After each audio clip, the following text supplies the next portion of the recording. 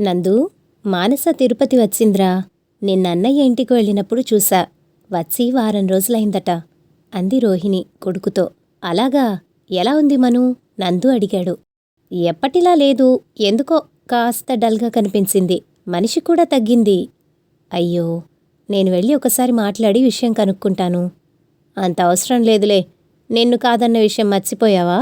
అమ్మా, తను నా భార్య కాకున్నా మామ కూతురేగా, మన కుటుంబంలోని ఆడబిడ్డేగా. అమ్మా, నువ్వు అన్ని విషయాల్లో పాజిటివ్గా ఉంటావు, మను విషయంలో మాత్రం వేరేగా ఉంటావు.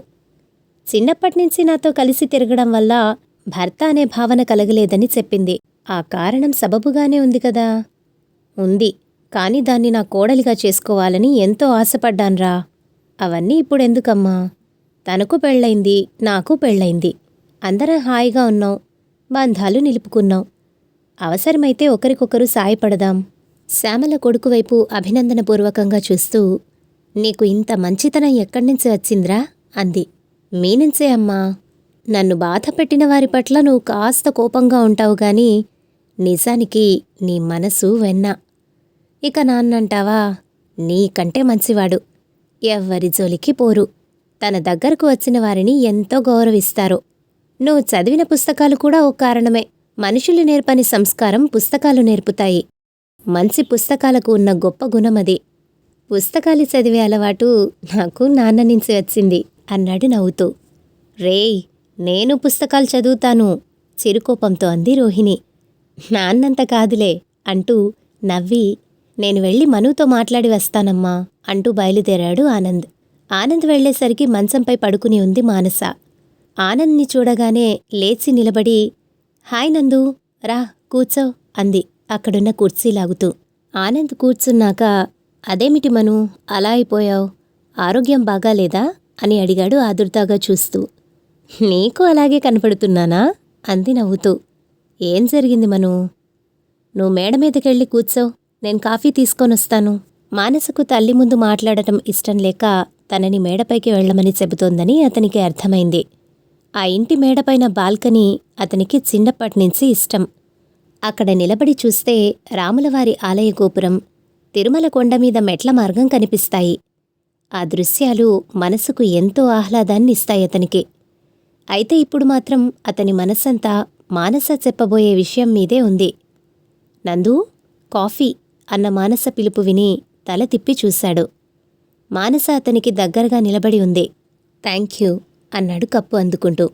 తర్వాత, రా అలా కూర్చొని మాట్లాడుకుందాం అంటూ అక్కడ ఉన్న సిమెంటు బల్ల మీద కూర్చున్నాడు. మానస అతనికి ఎదురుగా ఉన్న బల్లపైన కూర్చుంది. చెప్పు మను, ఏమైంది? రాజుకు నాకు అభిరుచుల్లో చాలా తేడా ఉంది నందు. అతనితో ఇక ఉండలేను. డైవోర్స్కి అప్లై చేయాలనుకుంటున్నాను. నువ్వుండగా వేరే లాయర్ ఎందుకని నీతో మాట్లాడాలనుకున్నాను. ఇంతలో నువ్వే వచ్చావు. అంత తొందరెందుకు మను? తొందర? మా పెళ్ళై సంవత్సరం దాటింది తెలుసా? అతనిలో నీకేం నచ్చలేదో చెప్పు. చాలా ఉన్నాయి. అతనిలో నచ్చిన వాటికంటే నచ్చనివే ఎక్కువ. ఓకే, ముందుగా మనందరికీ అతనిలో నచ్చిన పాయింట్స్ గురించి మాట్లాడదాం, సరేనా? అలాగే నన్నట్టు తలూపింది మానస. అతను అందగాడు, అవునా? మళ్ళీ తలూపింది మానస. చదువుకున్నవాడు, మంచి ఉద్యోగం, మంచి జీతం ఉన్నవాడు, మంచి కుటుంబం నుంచి వచ్చాడు. అవును, ఇవే అతనిలో పాజిటివ్ అంశాలు. ఇవి చూసే మీ అమ్మా నాన్నలు అతన్ని నీకిచ్చి పెళ్లి చేయాలనుకుని ఉంటారు. ఏ తల్లిదండ్రులైనా తమ కాబోయే అల్లుడిలో ఈ లక్షణాలే చూస్తారు కదా. అంతేగా, ఇవి చూసే నేను ఒప్పుకున్నాను. అయితే సంవత్సరం కాపురం చేశాక తెలిసింది అతను నాకు సరిజోడు కాదని. సరే, ఇప్పుడు అతని నెగిటివ్ క్వాలిటీస్ గురించి చెప్పు. నన్ను బయటికి తీసుకెళ్ళడు, నా వంటని మెచ్చుకోడు, ఎంతసేపు పని పని అంటూ ఉంటాడు. నేను మంచి డ్రెస్ వేసుకుంటే బాగుందని చెప్పడు. ఆఫీస్లో నాకు మంచి పేరు వచ్చినా మెచ్చుకోలు వచ్చినా ఆ విషయం అతనితో పంచుకుంటే కనీసం సంతోషమని కూడా అనడు. అంతేనా? ఆమె ఆగడం చూసి అడిగాడు ఆనంద్. ఇంకా ఉన్నాయి, గుర్తుకు రావడం లేదు. సరే, నేను కొన్ని ప్రశ్నలు అడుగుతాను, జవాబివ్వు. అడగమన్నట్టు చూసింది మానస. అతనికి సిగరెట్టు, మందు తాగడం అలవాటుందా? అస్సల్లేదు. అమ్మాయిల పిచ్చి? లేదు. ఇంటి పనుల్లో నీకు సహాయం చేస్తాడా? వంట పనిలో చేయడు, అయితే మిగిలిన పనంతా అతనే చేస్తాడు. ఆ విషయంలో నాకు కంప్లైంట్స్ లేవు. అతనిలో ఇన్ని మంచి క్వాలిటీస్ ఉంటే కొన్నే ఉన్నాయన్నావు. నువ్వెంత అదృష్టవంతురాలివో నీకు అర్థమవుతోందా మను? ఆశ్చర్యంగా చూస్తూ అన్నాడు ఆనంద్. నువ్వు మగవాడివి నందు. ఆడదానివై ఉంటే నీకు నా బాధ అర్థమయ్యేది. నిన్ను నేను అర్థం చేసుకున్నాను మను. నువ్వే జీవితాన్ని అర్థం చేసుకోలేదు. మనం కోరినవన్నీ మనకు దొరకవు. దొరికిన దాంతో రాజీపడాలి. ముఖ్యంగా ఓపికతో ఉండాలి. కొంతకాలానికి అతనిలో మార్పు రావచ్చు. లేదా నీకే ఇవన్నీ చిన్న చిన్న విషయాలుగా తోచవచ్చు. భవిష్యత్తులో ఈ మాత్రం దానికే విడాకులు తీసుకుందామనుకున్నానే అని నువ్వు నవ్వుకోవచ్చు.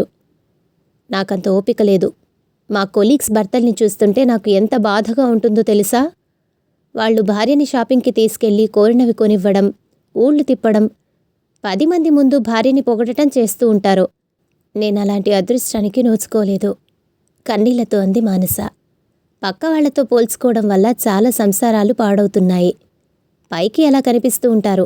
కానీ వాళ్ల మధ్య ఎన్ని సమస్యలున్నాయో మనకి తెలియవు కదా. పోనీ విడాకులు తీసుకుంటావని అనుకుందాం. తర్వాతేం చేస్తావు?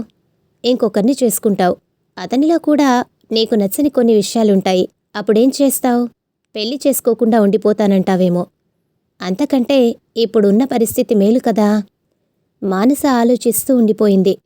అతను తాగుబోతు అయి ఉండి నిన్ను ఇబ్బంది పెట్టినా, పరాయి స్త్రీలతో తిరుగుతున్నా నేనే నీకు విడాకులు ఇప్పించేవాణ్ణి. నువ్వు చెప్పిన కారణాలు విడాకులు తీసుకునేంత పెద్దవి కావు మను. అతను తాగుబోతు కాకపోవచ్చు, తిరుగుబోతు కాకపోవచ్చు. కానీ మనసుకు తగ్గవాడు కాదు. నేను చదువుకున్నాను, ఉద్యోగం చేస్తున్నాను. పాతకాలం స్త్రీలాగా ఎవడో ఒకడు భర్తగా ఉన్నాడు, అతని పాదసేవ చేసుకుంటూ బతికేస్తాను అనుకునే తరం కాదు మాది. మా అభిరుచులకు తగినవాడిని, మా మనసును అర్థం చేసుకుని ప్రవర్తించే వ్యక్తినే భర్తగా గౌరవిస్తాం. పెళ్లికి ముందు నువ్వు ఇవన్నీ అతనితో చర్చించి ఓ నిర్ణయం తీసుకోవాల్సింది. పెళ్ళయ్యాక నేను చెప్పిన కారణాల వంటివి ఉంటే తప్ప విడాకులు తీసుకోవడం అంత సులభం కాదు. ఈ సంవత్సరానికి అతనితో నీకు అంతో ఇంతో అనుబంధం ఏర్పడి ఉంటుంది. నీలోని అసంతృప్తి నీ చేత అలా అనిపిస్తోంది. కానీ విడాకుల వరకు వస్తే నువ్వే బాధపడతావు. అయితే ఇప్పుడు నన్నేం చేయమంటావు? నువ్వు అతని లోపాల గురించే ఆలోచిస్తున్నావు. నీలోని లోపాల గురించి నువ్వెప్పుడైనా ఆలోచించావా? నువ్వు అతనికి సరైన జోడీనా కాదా అని ప్రశ్నించుకున్నావా? లేదన్నట్టు అడ్డంగా తలూపింది మానస. అయితే ఆలోచించు. వీలైతే అతన్నే ఆ ప్రశ్న అడుగు. నేనోసారి హైదరాబాద్ వస్తాను. అప్పుడు మనం ఓ నిర్ణయం తీసుకుందాం.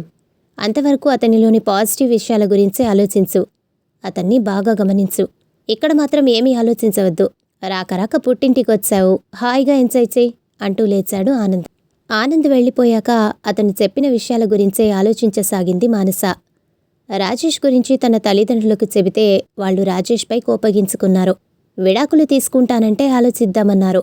బహుశా తనపై ఉన్న ప్రేమ వల్లే వాళ్ళు తనని సమర్థించి ఉండవచ్చు. కానీ నందు ఎంత బాగా సమస్యని విశ్లేషించాడు. అతను చెప్పినట్లు తను కొద్ది రోజులు ఆగడం మంచిది. నందు తనని పెళ్లి చేసుకోవడానికి ఆసక్తి చూపుతున్నాడని అమ్మ ఓసారి చెప్పింది. అయితే చిన్నప్పటినుంచి కలిసి ఆడుకోవడం వల్ల తనకు అలాంటి భావనే లేదని తాను చెప్పింది. నందు తప్పక బాధపడి ఉంటాడు. కాని ఇప్పుడు తను బాధలో ఉంటే తనను కాదన్నందుకు అనుభవించని అని ఊరుకోలేదతను. రాజేష్పై మరింత నూరిపోసి తమను విడగొట్టే ప్రయత్నం కూడా చేసి ఉండవచ్చు. పైగా లాయర్గా అతనికి ఓ కేసు కూడా దొరికేది. కానీ తామిద్దరూ కలిసి ఉండేందుకే అతను ప్రయత్నించాడు. రాజేష్లో తనకు కనిపించని కొత్త కోణాల్ని తన దృష్టికి తెచ్చి ఆలోచించుకునే అవకాశం ఇచ్చాడు. నందు, నీ మంచితనానికి, మనిషితనానికి హ్యాట్స్ ఆఫ్ అనుకుంది మానస. తను ప్రయాణిస్తున్న ట్రైన్ హైదరాబాదుకు దగ్గరవుతూ ఉంటే స్టేషన్కి వచ్చి రిసీవ్ చేసుకుంటాడేమోనని ఆశపడింది మానస. అయితే అతను రాలేదు. నిరుత్సాహంగా క్యాబ్ బుక్ చేసుకుని ఇల్లు చేరింది. తలుపు తీసిన రాజేష్ కళ్ళలో వెలుగు కనిపించింది ఆమెకి. త్వరగా ఫ్రెషప్ అయి ల్యాప్టాప్ ముందు కూర్చుంది. అతను కాఫీ తయారు చేసి ఆమె చేతికిచ్చాడు. థ్యాంక్ యూ అంటూ ఆనందంగా అందుకుంది. రాజు, కాస్త టిఫిన్ ఆర్డర్ చేస్తారా అని అడిగింది కాఫీ తాగుతూ. నేను ఉప్మా చేశాను. ఆశ్చర్యంగా అతని వైపు చూసి, మీకు ఉప్మా చేయడం వచ్చా అని అడిగింది. నేను చెన్నైలో పనిచేస్తున్నప్పుడు మా అమ్మ దగ్గర నేర్చుకున్నాను అన్నాడు. తర్వాత ఆలోచిస్తే అతను స్టేషన్కి రాకపోవడంలో న్యాయం ఉందనిపించింది. తనకంటే అతనికి ఆఫీసు పని ఎక్కువ. తనని రిసీవ్ చేసుకోవాలంటే అతను తొందరగా లేవాలి, అంత దూరం ప్రయాణించాలి. తర్వాత మళ్ళీ తిరుగు ప్రయాణం. అప్పుడే అలసిపోతే రాత్రి 11 వరకు పని ఎలా చేస్తాడు? పైగా ఉదయాన్నే అతనికి కాల్స్ ఉంటాయి. అందుకే అతను స్టేషన్కి రాలేదు. కాల్స్ చూసుకుంటూ కాఫీ, టిఫిన్ చేయడం వల్ల తనకు పని తగ్గింది. ఎటూ క్యాబ్ బుక్ చేసుకుని తను రాగలదు అనుకుంది. చాలా కాలం తర్వాత ఓ రోజు ఆఫీస్లో అడుగుపెట్టింది మానస. కోవిడ్ నేపథ్యంలో ఇంటి నుంచే ఆఫీసు పని చేసింది ఇన్నాళ్ళు. ఆ రోజంతా తన కొలీగ్స్తో మాట్లాడుకుంటూ పని చేసుకుంటూ ఆహ్లాదంగా గడిపింది. కోవిడ్ సమయంలో మమ్మల్ని పిలవకుండా పెళ్లి చేసేసుకున్నావు, కాబట్టి మాకు పార్టీ ఇవ్వాలి అంది కొలీగ్ మమత. లంచ్ సమయంలో కొలీగ్స్ మాటల వల్ల వాళ్లలో చాలామంది తమ వైవాహిక జీవితంలో అంత సంతోషంగా లేరని కొద్ది రోజుల్లోనే అర్థమైంది ఆమెకి. సరియు భర్త తాగుబోతు. సంపాదించిన డబ్బంతా తాగుడికే ఖర్చు పెట్టేస్తాడు. మాధవి తన భర్త క్యాబరే డాన్సులు చూడ్డానికి వెళుతుంటాడని వాపోయింది. ప్రేమించి పెళ్లి చేసుకున్న లత అత్తమామల ఆరళ్లకు గురవుతోంది. ఆమె భర్త కూడా తన తల్లిదండ్రులకే సపోర్ట్ చేస్తూ ఉంటాడు. చాలామంది మగ కొలీగ్స్ భేషజాలకు పోయి తమ ఆదాయం కంటే ఖర్చులు ఎక్కువ చేసి మానసను అప్పు అడగటం, ఆమె లేదని చెప్పడం జరుగుతోంది. అలాంటి సందర్భాల్లో ఆమెకి రాజేష్ గుర్తొస్తున్నాడు. రాజు డబ్బు విషయంలో జాగ్రత్తగా ఉంటాడు. దుబారా ఖర్చులు అస్సలు చేయడు. దురలవాట్లు ఎటూ లేవు. భవిష్యత్తు అవసరాల కోసం చక్కటి ప్లానింగ్ చేస్తాడు అనుకుంది. ఓ రోజు మానస గర్భవతి అని తెలిసింది. ఈ వార్త తెలియగానే మానస కంటే ఎక్కువగా రాజేష్ ఆనందించాడు. విషయం తెలిసి తల్లిదండ్రులు ఆమెను చూడటానికి వచ్చారు. అమ్మని ఇక్కడే ఉంచుకుంటాను. ఇంటి పని, ఆఫీస్ పని ఈ పరిస్థితుల్లో చేసుకోలేను అంది రాజేష్తో మానస. మీ నాన్నగారింకా ఉద్యోగంలో ఉన్నారు. ఆయన ఇక్కడ ఎక్కువ రోజులు ఉండలేరు. ఈ వయసులో ఆయన అక్కడ ఒంటరిగా ఎలా ఉంటారు? హోటల్లో తింటే ఆయన ఆరోగ్యం పాడవదా? పైగా మీ అమ్మగారికి ఇక్కడ శ్రమ ఎక్కువ అవుతుంది. డెలివరీకి 3 నెలల ముందు రమ్మని చెబుదాం. అంతవరకు నీకే సహాయం కావాలన్నా నన్నడుగు అన్నాడు రాజేష్. తన తల్లిదండ్రుల పట్ల అతని కన్సర్న్ చూసి ఆశ్చర్యపోయింది మానస. అన్నట్టే మానసను చాలా బాగా చూసుకున్నాడు రాజేష్. డాక్టర్ దగ్గరికి చెకప్కు తీసుకువెళ్లడం, మందులు పండ్లు తెచ్చివ్వడం చేసేవాడు. పండ్లు కోసి ముక్కలు చేసి ఇవ్వడం, జ్యూస్ చేసి ఇవ్వడం వంటివి తనే చేసేవాడు. అతను మాటలతో ఎప్పుడూ చెప్పలేదు, కానీ తనంటే అతనికి చాలా ఇష్టమని అతని చేష్టల ద్వారా ఈ కొద్ది రోజుల్లో అర్థమైంది ఆమెకి. ఆ విషయం తల్లికి ఫోన్ చేసి చెప్పి ఆమెతో తన ఆనందం పంచుకుంది. కొంతమంది మగవాళ్లు తరచూ భార్యతో తమ ప్రేమని వ్యక్తం చేస్తూ ఉంటారు. కొంతమంది సందర్భం వచ్చినప్పుడు తమ ప్రేమను వ్యక్తీకరిస్తారు. మరికొంతమంది తమ చర్యల ద్వారానే తమ ప్రేమ తెలుపుతారు. అది గుర్తించే మనసు భార్యలకుండాలి అంది ఆమె తల్లి సుమతి. ఓ రోజు బయటకు వెళ్దామని రాజేష్ అంటే మానస ఉత్సాహంగా బయలుదేరింది. ఓ పేరున్న కంపెనీ కడుతున్న అపార్ట్మెంట్ దగ్గరికి తీసుకువెళ్లి మోడల్ హౌస్ చూపించి ఆమెకి నచ్చితే కొందామని చెప్పాడు. కొద్ది రోజులు ఆలోచించి కొందామని ఇద్దరూ నిర్ణయించుకుని వెళ్లి అడ్వాన్స్ కట్టారు. ఆ ఇంటిని తన పేరు మీదే కొంటున్నాడని తెలిసి వారించబోతే రాజేష్ వినలేదు. మరుసటి రోజు, మిమ్మల్ని ఓ మాట అడుగుతాను, నిజాయితీగా జవాబు చెప్పాలి అంది మానస రాజేష్తో. అడుగు ఆశ్చర్యంగా ఆమె వైపు చూస్తూ అన్నాడు. నేను మీకు భార్యగా తగినదాన్నని మీరు భావిస్తున్నారా? నాకు ఇంతవరకు అటువంటి ఆలోచనే రాలేదు. నాకు వివాహ వ్యవస్థ మీద గౌరవముంది. ఒకసారి పెళ్లంటూ జరిగాక ఎదుటి మనిషిలోని లోపాల్ని వెతకకూడదు. రోజురోజుకు ప్రేమను పెంచుకుంటూ పోవాలి. లోపాల్ని వెతుక్కుంటూ పోతే ఇప్పుడు నువ్వడిగిన ప్రశ్న రోజూ మనసులో మెదులుతూనే ఉంటుంది. మెల్లగా అసంతృప్తికి బీజం పడుతుంది. అప్పుడు ఎదుటి వాళ్లలో అన్ని లోపాలే కనిపిస్తాయి. చెంపపై చెల్లున కొట్టినట్లు ఫీలైంది మానస. ఆమె మనసు పశ్చాత్తాపంతో నిండిపోయింది. అప్పట్నుంచి ఆమె రాజేష్లో లోపాల్ని వెతకటం మానేసింది. కొన్నాళ్లకు మానసకు బాబు పుట్టాడు. మానస బాబు ఆలనా పాలనలో పడిపోయింది. మెటర్నిటీ లీవ్ అయ్యాక కూడా ఇంట్లో నుంచి పనిచేయడానికి కంపెనీ అనుమతించడంతో బాబును చూసుకోవడం సులువైంది. ఓ ఆదివారం మానస స్నేహితురాలు సౌజన్య మానస ఇంటికి వచ్చింది. మాటల్లో, విశాల్ ఈ మధ్య బాగా మారిపోయాడు మను. ఇంట్లో ఒక్క పని ముట్టుకోవడం లేదు. ఇంట్లో ఉన్నంతసేపు టీవీ చూడటం లేదా సెల్ చూడటం. బిడ్డ ఏడుస్తున్నా కింద పడిపోతున్నా పట్టించుకోడు. ఉద్యోగం చేస్తూ ఇంట్లో అన్ని పనులు చేసుకోవడం నా వల్ల కావడం లేదు. ఉద్యోగం వదిలేయడం అంత సులువు కాదు. అంత జీతం ఎలా వదులుకోను? వదిలేస్తే మళ్ళీ ప్రతి అవసరానికి అతన్ని అడుక్కుంటూ ఉండాలి అంటూ భర్త గురించి చెప్పి కళ్ళనీళ్లు పెట్టుకుంది సౌజన్య. స్నేహితురాలి పరిస్థితి చూసి జాలిపడింది మానస. ఆ పరిస్థితి తనకు లేనందుకు సంతోషించింది. సౌజన్యకు ధైర్యం చెప్పి ఓదార్చింది. ఆ రోజు రాత్రి భోజనాలయ్యాక సౌజన్య తన ఇంటికి బయలుదేరుతూ, మను, నువ్వు చాలా అదృష్టవంతురాలివి. రాజేష్ నిన్ను ఎంత బాగా చూసుకుంటున్నాడో ఈ ఒక్క రోజులోనే నాకు అర్థమైంది. ఎన్ని పనులు చేస్తున్నాడు. ముఖ్యంగా చిన్నపిల్లల పనులంటే కొంతమంది మగవాళ్లు విసుక్కుంటారు. రాజేష్ ఓపికగా బాబు పనులన్నీ కూడా చేస్తున్నాడు. నాకు చాలా సంతోషంగా ఉంది అంది. అవునన్నట్టు తలూపింది మానస. బాబుకు 2 ఏళ్లు దాటాయి. వాణ్ణి ఎంతసేపు ఇంట్లోనే ఉంచుకుంటే వాడికి బయట ప్రపంచం ఎలా తెలుస్తుంది? మనం ఎక్కడికైనా వెళ్ళొద్దాం అంది మానస రాజేష్తో ఓ రోజు. రాజేష్ వెంటనే ఒప్పుకున్నాడు. అప్పట్నుంచి 6 నెలలకోసారి టూర్లకు వెళ్ళసాగారు. కొన్ని నెలల తర్వాత కొత్త ఇంట్లోకి గృహప్రవేశం చేశారు మానస రాజేష్లు. నేను 45 ఏళ్లప్పుడు ఇల్లు కట్టాను. నువ్వు 30 ఏళ్లకే ఇంటి ఓనరు అయ్యావు.